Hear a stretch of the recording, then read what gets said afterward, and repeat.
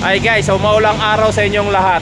Dito sa channel natin guys, hindi lang yung mga nagpapahanap ng units ang tinutulungan natin. Meron din tayong mga follower na meron sasakyan na gusto namang ipabenta yung unit nila. So andito guys, bisita natin kaibigan natin si Sir Gerard. Pinapabenta niya sa atin tong nasa likod 2015 ba sir? 2015 Toyota Corolla Altis manual transmission. Etong nasa likod natin. Sa mga magiging interested guys, kontakin nyo ako sa cellphone number na nakikita nyo dyan sa inyong screen. Tapos ang viewing is dito sa may Villa Sabina, Quirino Highway, Talipapa, Quirino Highway, Novaliches, Quezon City. Saan ba ng Novaliches yun? Hindi pa, no? Talipapa lang. Talipapa, Quezon City lang. Basta Villa Corina, Talipapa, Quezon City. Kontakin nyo ako sa cellphone number na nakikita nyo dyan sa inyong screen. Tapos, pakita ko muna sa inyo yung mismong sasakyan. Ito guys yung binibenta natin, 2015 Toyota Corolla Altis G variant ito mga bossing. Makikita nyo naman, coding niya is Wednesday. Ito is owner seller ang mismong nagbebenta. Ayan, makikita ninyo yung kanyang tires. Medyo makapal pa.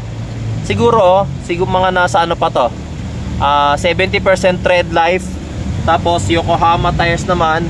Pagpasensyaan nyo na, medyo maulan kaya hindi natin masyadong makita. Pero ayan, mapapansin nyo naman kung may gas-gas or merong dent yung sasakyan, makinis naman siya. Ayan o, makinis naman siya. Ayan, Altis G.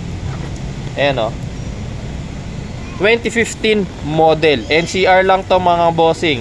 Ayan, kulay black. Tapos syempre hawak na ng may-ari yung original documents nito. Silipin natin dito sa loob. Ito yung kanyang interior. Mapapansin ninyo, naka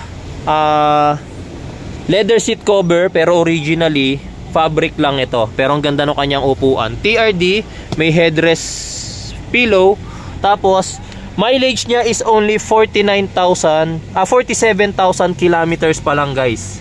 Okay, owner seller po ito mga bossing. Tapos naka power adjustment na yung kanyang side mirror. Siyempre naka power windows. May auto lock function, lock and unlock. May window locks, okay. Tapos eto, Altis G. Maganda yung interior ng Altis G guys. Eto makikita ninyo yung combination ng leather and plastic trims. Tapos eto parang carbon finish pa, di ba? Tapos ito yung kanyang infotainment. Ito yung kanyang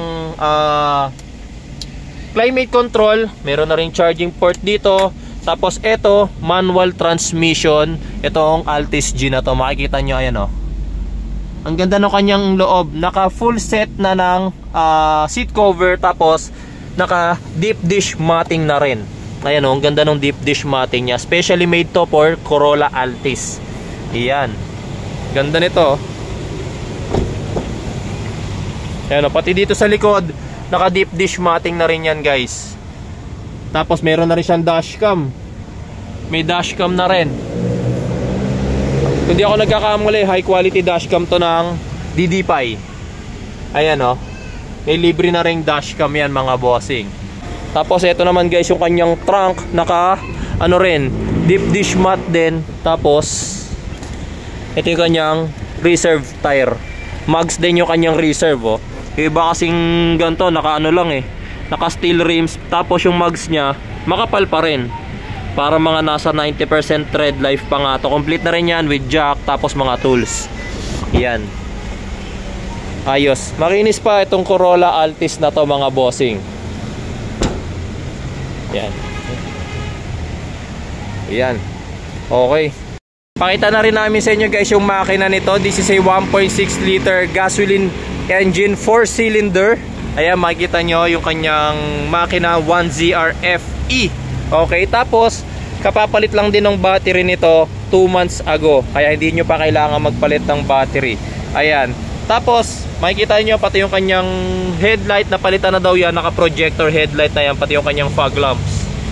Yan, ayos.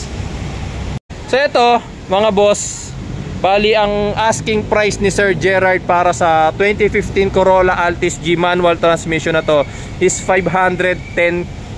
Negotiable pa naman po yun, pero negotiable upon viewing. Sa mga magiging interested na bilhin to, kontakin nyo lang kami sa cellphone number na nakikita nyo sa inyong screen para makapagpa-schedule po kayo ng viewing. Ulitin namin, Ang viewing nito is sa Villa Sabina, Talipapa, Quezon City. Yan.